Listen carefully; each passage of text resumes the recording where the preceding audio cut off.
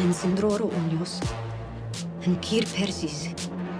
3, 2, 1, action!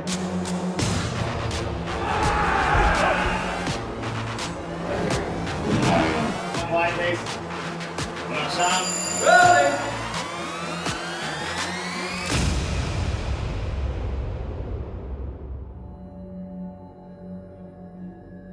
John's rebirth was a really big thing. I knew it was going to be a big thing for the audience. It was a big thing to shoot.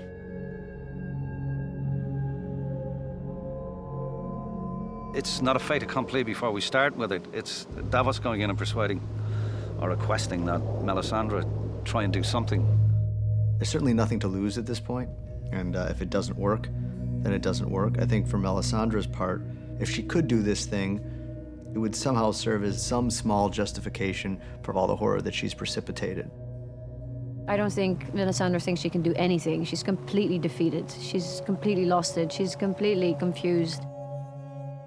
And to see her hit rock bottom and to really have her big crisis of faith that maybe she's not favored by the Lord of Light. She only has the powers that he grants her. You know, you think when Melisandre comes in, okay, well, she's going to do it, and that's going to be the end of it. But, you know, she comes in, she does it, and she fails, and we think that she's failed.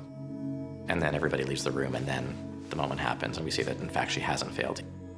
So I think that surprise is really great.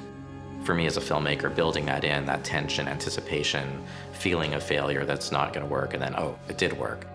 All of that, how to build that, was very interesting to me. So, Kit, yeah. Do another one a little smaller. A little smaller. Okay. Yeah, same vibe, but... Yeah.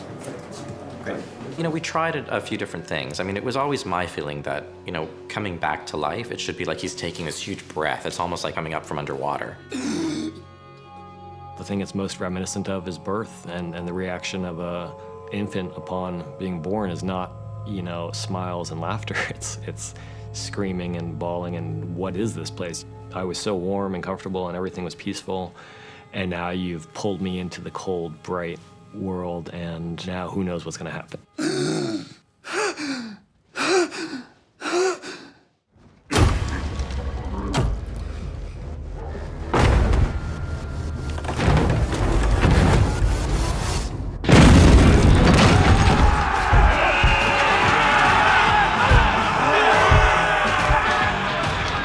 Relatively short fight, the storming in Castle Black. It took quite a few days to get it right. It's amazingly complex.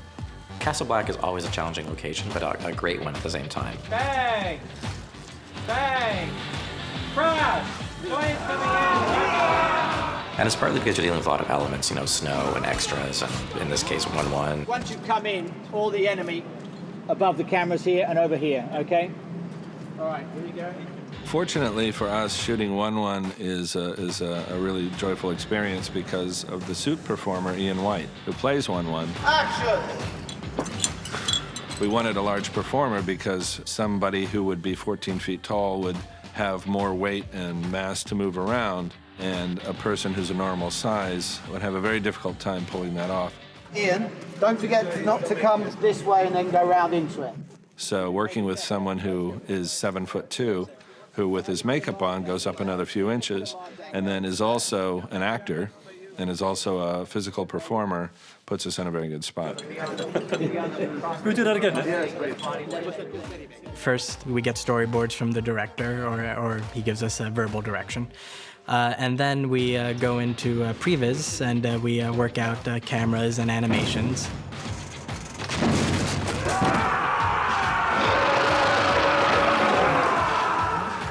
Then we show it to the director, he gives us notes on it. Then we show it to Dan and David, and they give us notes on it. And then we have a good animatic version of that final shot. You know, obviously it looks like a video game, but we know what we're going for and how we want it to look at the end of the day.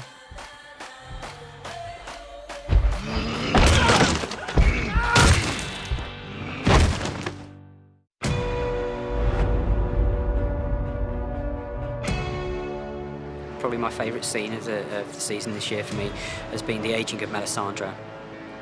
It was really beautifully shot. We had Carice in her prosthetic makeup, who they would shoot her performance, but then they would shoot it with her double Sheila, who was this elderly lady who would do exactly the same motions as Carice. And we're also seeing her facing the reality of who and what she really is, which is somebody who is not young and beautiful, but somebody who's been here for a very, very long time. Her appearance is a lie, just as the Lord of Light's supposed promises to her and messages to her were lies, or at least not what she thought they were.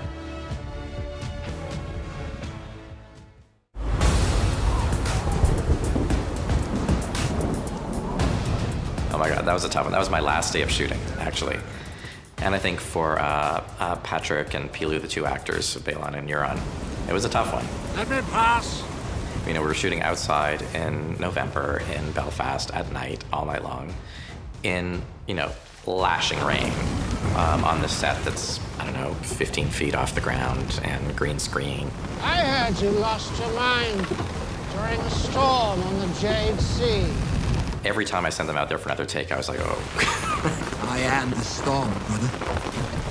Kind of sets its own scene because it's described as a rope bridge between two towers of pike. So you need one tower, another tower, a rope bridge joining. What we had to bring to it was an awful lot.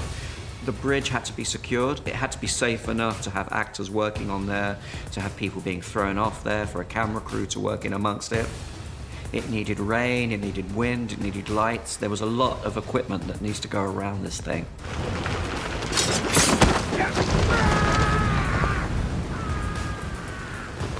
You know, it's a really great scene. I think they knew it was going to be a great scene, so they were excited about that. But yeah, it was challenging. Camera, action.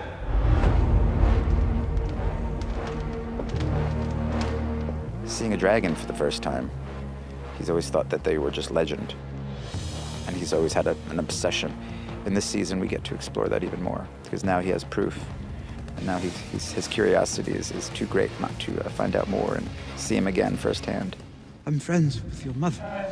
Well, Dragon Daycare was a little daunting because last season we were in Croatia and we were shooting in this amazing location, the Diocletian Palace in Split. And it is this like huge vaulted room with pillars, and it's a stunning location and a fantastic place for the dragons to be held. And when I found out this year that I had an equally complex sequence, but we're not actually at the location, I thought, well, how is that even going to be possible? And then to the rescue comes Deb Riley, the production designer, and the VFX department, and then some good storyboarding and planning, and we made it work. And the sequence, I think, is fantastic. I really, really love it. I'm here to help. And amazingly, I don't think anyone would ever know that we weren't back in that location. Don't eat the help. So the area in Split, that had been well surveyed. So we had drawings of what was in Split. We had drawings of the stairs that we had to put in. So we had all the elements. We had a space here, and then again, working with visual effects, you know, how much do we build? I think we deemed that 15 foot was a good cutoff for us, and then visual effects were able to carry it on after that. I think it really helps the scene in a way because it forces you into more darkness. It's a mystery exactly what it is you're going to be facing, or the fact that it's really just a couple of pillars and maybe a wall or two, and the rest of it's entirely done with visual effects. It makes it easier to play up the darkness, which in turn, I think, really improves the scene on a tonal level. That one? Yeah. Oh, right. With something like this, there's very little improv when you're shooting. You know, you really, really design it and you plan it. The only thing that really is kind of like unplanned is the performance in a way. And so with Peter, it was really about really kind of talking through what this moment means for him, because, you know, we know that Tyrion's been fascinated by dragons his entire life. So there's a kind of magical quality for him. But that's mixed with a lot of other things. It's awe, it's fear, it's sympathy, it's nostalgia, it's a million things. But Peter is so great, and the scene is so beautiful. I mean, he's a kid in a candy store. It's terrifying.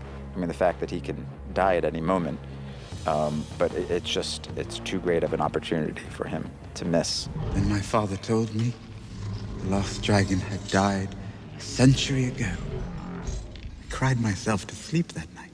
They also have this kind of like almost human emotive quality, which I think comes as a surprise to him.